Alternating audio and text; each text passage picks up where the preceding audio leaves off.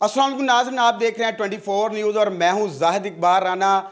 चांद रोशन चमकता सितारा रहे, सबसे ऊंचा ये झंडा हमारा रहे, इसी जज्बे को लेकर कौम के बेटे अरशद नदीम ने जो है वो पेरिस ओलंपिक के मैदान में कदम रखा और फिर दुनिया ने देखा कि किस तरह अरशद नदीम ने ओलंपिक्स का 118 साला रिकॉर्ड जो है वो तोड़ते हुए ना सिर्फ नया वर्ल्ड रिकॉर्ड कायम किया बल्कि 92.97 मीटर लंबी थ्रो फेंककर एक मुनफरद जो रिकॉर्ड है वो अपने नाम करते हुए गोल्ड मेडल जो है वो पाकिस्तानी कौम के नाम किया। ये वो लम्हात थे जब दुनिया भर में जो पाकिस्तानी जो हैं वो टीवी स्क्रीनों के आगे मौजूद थे और अरशद नदीम की कामयाबी के लिए जो हैं वो दुआएं मांगी जा रही थी। जैसे ही अरशद नदीम की तरफ से ये बड़ी थ्रो की गई और पाकिस्तान समेत दुनिया भर में जो है वो इस हवाले से जश्न मनाया गया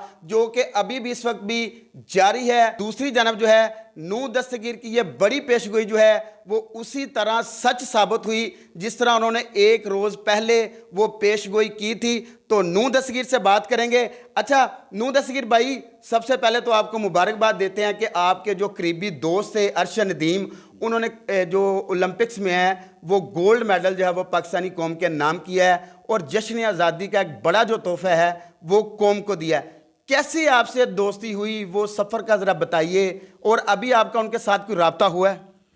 जी, मैं सबसे पहले तो पूरी कौम को जो है वो मुबारकबाद दूंगा और अरशद नदीम को भी बहुत बहुत मुबारक दूंगा।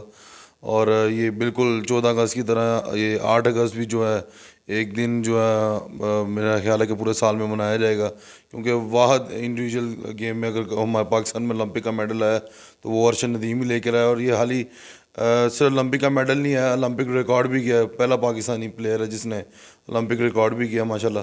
तो बिल्कुल ये पूरी कौम के लिए जो है बहुत खुशी का मौका है, हमें इसे बिल्कुल सेलिब्रेट भी करना चाहिए, क्योंकि हमारा जो है पहला 32 साल के बाद जो है पहला जो है ओलंपिक का मेडल है।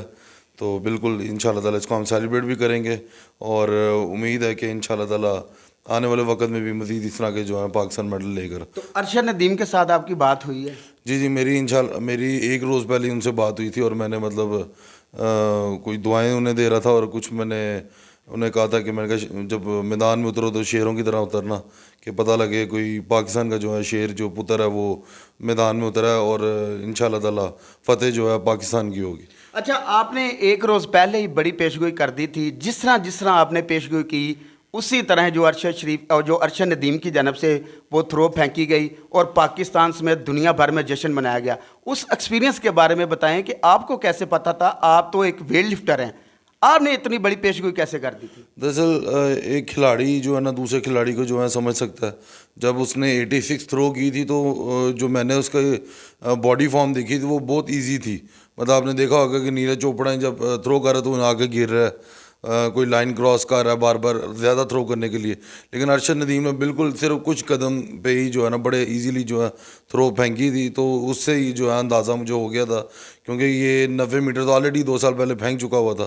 तो मुझे अंदाज़ा था कि अल्लाह ताला ने इसे जो कुदरती जो है ना जिस्मात और हर चीज़ उस मुताबिक दी है इस खेल के, तो बिल्कुल ये जो है ना 90 से ऊपर जो है थ्रो कर सकता है। अच्छा, हम अपने नाज़रीन को दिखाते हैं कॉमनवेल्थ गेम का वो मेडल जो कि नूह दस्तगीर भट्ट ने 2022 में जो है वो पाकिस्तानी कौम के नाम किया था। और इस ओलंपिक्स से पहले जो है वो पाकिस्तानी कौम की जनब से ये उम्मीद की जा रही थी कि ओलंपिक्स जो है उसके दस्ते में जो है नूह दस्तगीर जो भट्ट हैं वो पाकिस्तान की वेट लिफ्टिंग में नुमाइंदगी करेंगे। लेकिन अनफॉर्चुनेटली नूह दस्तगीर भट्ट जो हैं वो इस दस्ते का हिस्सा ना बन सके। वो भी इनसे जानने की कोशिश करेंगे कि क्या वजूहात थी जिसकी वजह से वो पेरिस ओलंपिक्स के गेम में जो है वो शिरकत नहीं कर सकी। अच्छा, आप ये बताएं, हैरान कौन ये थी सूरत हाल पाकिस्तानी कौम के लिए, क्योंकि आप कॉमनवेल्थ गेम में गोल्ड मेडल जीत चुके हैं। इसके बाद आपने वर्ल्ड स्ट्रॉन्ग मैन चैम्पियनशिप में पाकिस्तान की तारीख में पहली बार आपने शिरकत की और भारतीय हरीफ को चारों शाने चित करते हुए आपने गोल्ड मेडल हासिल किया। क्या सूरत हाल बनी कि आपको इस बड़े इवेंट से दूर रखा गया? दरअसल 2022 के फ़ौरन बाद ही मैंने ये कहना स्टार्ट कर दिया था कि ये जो तमाम जितना भी क्रेडिट है वो मेरी फैमिली को जाता है। और मेरा ख्याल है कि पूरे पाकिस्तान को पता है कि जो मेरे कोच हैं वो मेरे वाले साहब हैं, और उन्हीं ने ही मेरे ऊपर तकरीबन सारी मेहनत उन्होंने ही की है। गाड़ियाँ बेची, घर बेचे, और उसके अलावा आप मेरे ऊपर इन्वेस्ट जो है सारा कुछ जो है मेरे वाले साहब ने और मेरी फैमिली ने मिल के किया। तो फिर ये जो अदारे हैं, जो हमारे जो स्पोर्ट्स के अदारे हैं, वो चाहते हैं कि सिर्फ हमारी एंट्री बेच के और हमारी एक टिकट अरेंज करवा के, वो भी स्पोर्ट्स बोर्ड के फंड्स में से, तो चाहते हैं कि हम इनका जो है नाम जो है ना मीडिया पे, सोशल मीडिया पे इनका शुक्रिया अदा करेंगे। ये जो अगर ये ना होते तो हम जो है ना मतलब यहाँ पे मतलब खेल ही ना सकते। तो बिल्कुल ये चाहते हैं कि हम इनकी जो है ना सिर झुका के इनके सामने चलें। तो हमारे वाला साहब ने हमें जो है सिर उठा के जो है चलना सिखाया है। जो बंदा अपने मुल्क के अंदर ही जो है सिर जिस प्लेयर का झुका दिया जाएगा, वो किस तरह सिर उठा के इंटरनेशनल लेवल पे मेडल जीतेगा या अपने मुल्क का नाम रोशन करेगा। तो बिल्कुल मैं इनकी जो सिर झुकाने पे जो है ना एग्री नहीं था। ये चाहते थे कि हर जगह इनका नाम लिया जाए। इन्होंने इसी इशू की वजह से इन्होंने जो है ना मेरा ओलंपिक कमेटी की तरफ से, आईओसी की तरफ से स्कॉलरशिप भी था 30 लाख का, जो कि वो भी इन्होंने मेरा रोक दिया। और जिस बिना पे मैंने पेरिस ओलंपिक के लिए क्वालिफाई भी करना था, तो इन्होंने वो भी रोक दिया पाकिस्तान ओलंपिक एसोसिएशन ने। इवन के पाकिस्तान ओलंपिक एसोसिएशन की भी इसमें सारी इन्वॉल्वमेंट है, क्योंकि वो खुद ये जानती थी कि ये बंदा जो है वो क्वालिफाई कर सकता है, वो इस लायक है, लेकिन इन्होंने बिल्कुल भी कोशिश नहीं की कि इन मामलात को ठीक किया जाए। तो मेरा ख्याल है जितनी पाकिस्तान वेट लिफ्टिंग फेडरेशन इस पे ज़िम्मेदार है, उतनी ही आईओसी भी जो ओलंपिक कमेटी है पाकिस्तान की, वो भी ज़िम्मेदार है। क्योंकि मेरा ख्याल है कि अरशद नदीम और मैं इकट्ठे ही कॉमनवेल्थ गेम में गोल्ड भी हुए थे। अरशद नदीम ने एक रिकॉर्ड किया था और मैंने कॉमनवेल्थ के 3 नए रिकॉर्ड किए थे। तो बिल्कुल मैंने ये होप की थी कि 2 साल टाइम है मज़ीद, तो हम इसमें मज़ीद तैयारी करेंगे। और जो ना 2024 में जो है ना पाकिस्तान के लिए वेट लिफ्टिंग में भी जो है गोल्ड जो है पाकिस्तान का आ सकता था। सिनेरियो बिल्कुल चेंज हो सकता था। अरशद नदीम के साथ साथ वेट लिफ्टिंग में भी अगर पाकिस्तान का गोल्ड होता तो ये तारीखी जो है हिस्ट्री जो पाकिस्तान की एक बन जाती। अच्छा, ये भी सुनने में आ रहा है कि वो पहलवान जो हैं अब ओलंपिक्स खेल रहे हैं जो कि आपसे हारे हुए हैं, अगर आपके रास्ते खोले जाते तो कितना आसान होता गोल्ड मेडल पाकिस्तान के लिए? बिल्कुल, जो न्यूजीलैंड के वेट लिफ्टर आपने कॉमनवेल्थ गेम में मेरे साथ देखे थे, वो दूसरे नंबर पे थे, लेकिन वो ओलंपिक खेल रहे हैं। और वो लगातार 2 सालों से इंटरनेशनल कॉम्पिटिशन भी खेल रहा है। मुझे 2 साल हो गए तकरीबन 2022 कॉमनवेल्थ गेम्स के बाद मुझे वेट लिफ्टिंग में कोई भी इंटरनेशनल इवेंट जो है नहीं दिया गया। और फिर मैंने अपने खुद रास्ते निकाले हैं, जिसमें स्ट्रॉन्ग मैन गेम आपके सामने वर्ल्ड चैम्पियनशिप में गया हूँ, वहाँ पे भी अल्लाह ताला ने बड़ी इज़्ज़त दी है, वहाँ पे भी गोल्ड दिया। और अब आगे कॉमनवेल्थ पावर लिफ्टिंग चैम्पियनशिप आ रही है, उसको भी अपने तौर के ऊपर हम पैसे अपने पैसों के ऊपर लगा कर हम वहाँ पे इंशाल्लाह ताला जा रहे हैं अक्टूबर में। तो उम्मीद है कि वहाँ पे भी इंशाल्लाह ताला जो है ना हम गोल्ड लाजमी लेकर आएंगे। बाकी इंशाल्लाह ताला मुझे उम्मीद है कि अरशद के मेडल के बाद गवर्नमेंट को चाहिए कि पूरी एसोसिएशन को, जितनी भी एसोसिएशन इनको क्लीन करें, ताकि जो मेरिट के लोग हैं वो आके बैठें, और जो मेरिट पे सिलेक्शन है उस मेरिट पे सिलेक्शन करके जो है ना पाकिस्तान के खिलाड़ी जो है ना भेजे जाएं आगे। अच्छा, ये तो सारी सूरतल अब सबके सामने है कि आपको किस तरह रोका गया, दरवाजे बंद किए गए, और ये दूसरा मेडल था जो आप पाकिस्तानी कौम के नाम कर सकते थे।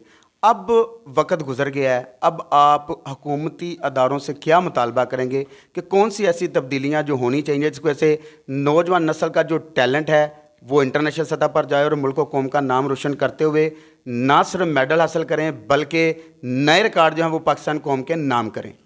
देखें, इस वक्त जो है ना जो हुकूमत में बैठे हुए हैं मरीम नवाज साहब हैं, और साथ जो है मियाँ शहबाज शरीफ साहब हैं। मैं इन्हें कहूँगा सख्त से सख्त एक्शन पे लिया जाए। इनसे पूछा जाए कि ये लड़का जो मेडल ले सकता था ये क्यों नहीं गया। और मेरा ख्याल है कि इनको बिल्कुल क्लीन कर दिया जाए पाकिस्तान ओलंपिक एसोसिएशन को, और जो है ना जितनी भी फेडरेशंस है इनको बिल्कुल इनके ओहदे से हटाया जाए। ये सिर्फ ऊपर बैठ के तनख्वाहें खा रहे हैं। इन्होंने सिर्फ ये चाहते हैं कि हम इनका जो है ना हर जगह नाम लें, ताकि ये अपने जो फंड्स हैं वो क्लियर करवा लें। तो बिल्कुल मैं ना इनकी चमचागिरी यहाँ पे करने बैठे हैं हम प्लेयर्स, क्योंकि अगर हम यहीं पे जो है ना सर झुका लेंगे तो फिर हम, मेरा नहीं ख्याल इंटरनेशनल लेवल पे हम दुनिया के कई ताकतवर मुल्क हैं उनसे लड़ पाएंगे। तो इनको चाहिए कि बिल्कुल इन जितने भी अहदेदार हैं इनको हटाएं, जो मेरिट पे बनते हैं उनको लाकर जो है ना वहाँ पे बिठाएं, कि उन्हें पता हो कि एक प्लेयर को, एक इंटरनेशनल लेवल प्लेयर को किस तरह ट्रीट किया जाता है। अब उस नौजवान नस्ल को आप क्या पैगाम देंगे इन तमाम तर मामलात के बाद? देखें, अरशद नदीम ने जो करके दिखाया वो एक बड़ी जो है ना इंस्पिरेशन है सबके लिए। तो जो प्लेयर्स ये कहते हैं कि ये फैसिलिटेट किया जाए, ये सारे मामलात किए जाएं, तो बिल्कुल ये एक चीज़ ज़रूरी होती है फैसिलिटेट करना, लेकिन मेरा ख्याल है कि मेहनत सबसे ज़्यादा ज़रूरी है।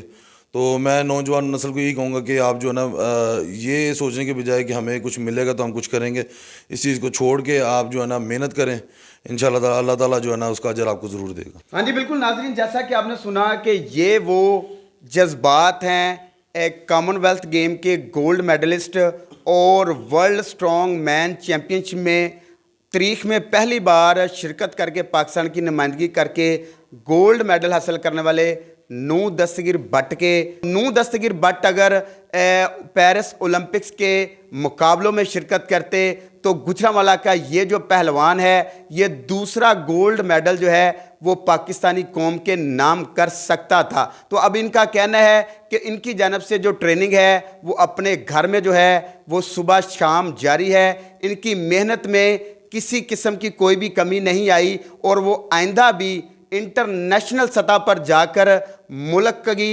नुमाइंदगी करेंगे और सब्ज़ हलाली परचम लहराते हुए मज़ीद जो गोल्ड मेडल्स हैं वो पाकिस्तानी कौम के नाम करेंगे।